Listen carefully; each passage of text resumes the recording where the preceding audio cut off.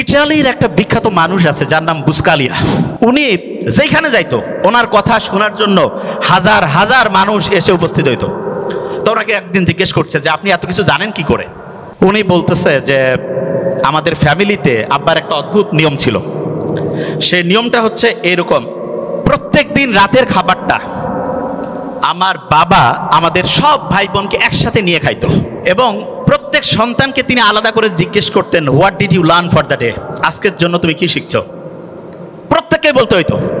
একজন যদি ঠিকভাবে বলতে না পারে যে আমি আজকে কিছু শিখি নাই, খাবার টেবিলে খাবার রেডি, এক এক করে সবাই উত্তর দিচ্ছে, একজন বলছে আমি ঠিক আজকে কি যে শিখছি বুঝতেছি না, বাবা বলতো খাবার একটু দেরি হবে, বই নিয়ে আসো, পড়ো,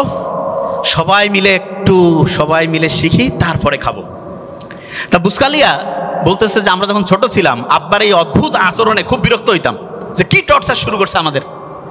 তা প্রত্যেক দিন বিকালবেলা প্রত্যেক ভাই বোন একজন আরেকজনকে বলছে তুই কি শিখছিস আজকে বল।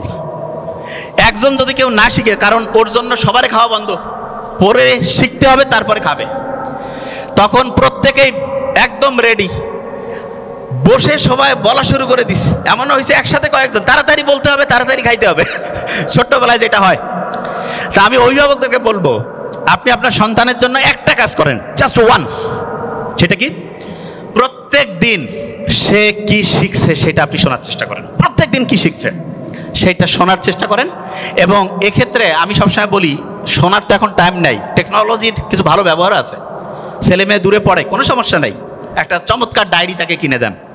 ডায়েরিতে বলেন যে প্রত্যেক দিন বাবা তুমি আমাকে হচ্ছে ডায়েরিতে এই যে এরকম করে লিখে দিবা, তোমার 30 দিনের জন্য মান্থলি ধরো বরাদ্দ 10,000 টাকা, প্রত্যেক দিনের ডায়েরি লেখার জন্য তুমি 300 টাকা পাবা।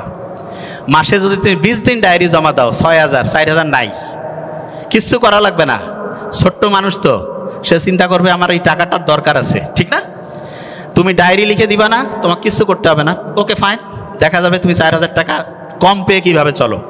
এবং এটা রেগুলার করতে হবে। আমার ছোট ভাই ওইখানে আছে ডক্টর নোবেল, তারা যখন কলেজে পড়তো আমি ওদেরকে রসুন আর গরুর মাংসে ঝোল দিতাম।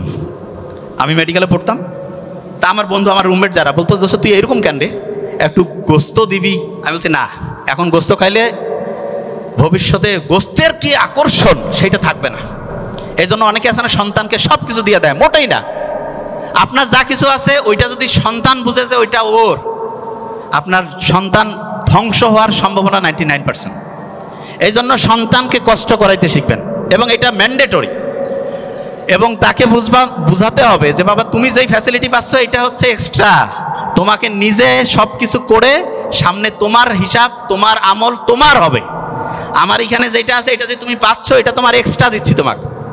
এবং সত্যিকার অর্থে সন্তানকে আমরা যেভাবে মানুষ করবো সেরকম হবে।